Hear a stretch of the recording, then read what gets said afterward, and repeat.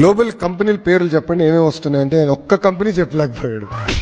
ఈరోజు రాష్ట్రంలో పెద్ద పెద్ద కంపెనీలు ఈరోజు జగన్మోహన్ రెడ్డి గారు వచ్చిన తర్వాత మేము చెప్పుకునే హీరో మోటార్స్ కానీ లేదా గ్రాసిమ్ ఇండస్ట్రీస్ అలాగే రామ్కో సిమెంట్స్ సంబంధించినటువంటి ఇది కానీ లేదా చెట్నాడ్ సిమెంట్ అనేటువంటిది మా అనకాపల్లిలోనే వారు మన ప్రభుత్వంలోకి వచ్చిన తర్వాత చేసింది.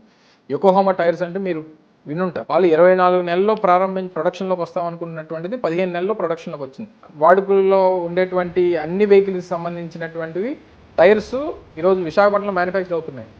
అది జగన్మోహన్ రెడ్డి గారి హాయంలో చెప్తాం. మనం రోజు పిల్లలు తినేటువంటి క్యాడ్బరీ చాక్లెట్స్ ఎక్కడ తయారవుతున్నాయి అనుకున్నారు? ఈరోజు జగన్మోహన్ రెడ్డి గారి ప్రభుత్వంలో ఈరోజు శ్రీ సిటీలో ఈరోజు క్యాడ్బరీ కంపెనీ అనేటువంటి క్యాడ్బరీ చాక్లెట్స్ ఈరోజు డైరీ మిల్క్ కానీ ఇంకోటి కానీ శ్రీ సిటీలో తయారవుతున్నాయి. బ్లూ స్టార్ ఏసీలు, పానాసోనిక్ సంబంధించినటువంటి సంస్థలు, ఈరోజు టీవీ డిస్ప్లే స్క్రీన్స్ ఏవైతే ఉంటాయో TCL అనేటువంటి పేరు ఉంటారు. సో ఆ మ్యానుఫ్యాక్చరింగ్ అనేది ఈరోజు జగన్మోహన్ రెడ్డి గారి హాయంలో తిరుపతిలో మొదలు పెట్టాం.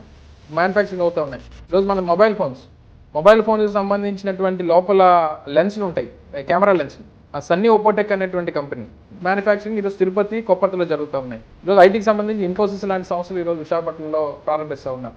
రాన్స్టాడ్ అనేటువంటి ఒక ఐటీ కన్సల్టెంట్ కంపెనీ ప్రపంచంలోనే అతిపెద్ద ఐటీ కన్సల్టెంట్ కంపెనీ, అది మన హయాంలో నేను ఐటీ మంత్రిగా అయిన తర్వాత రాన్స్టాడ్ కానీ ఇన్ఫోసిస్ కానీ లేకపోతే టెక్బుల్స్ అనేటువంటి సంస్థ ఒంగోలు లాంటి ప్రాంతాల్లో కానీ ఈరోజు పెద్ద పెద్ద సంస్థలు ఇన్ని చెప్పిన అసలు ఎంత ఇంకా చెప్పాలంటే మనకి టైం సరిపోతుంది. ఆయన ఒక్క కంపెనీ చెప్పలేకపోయాడు.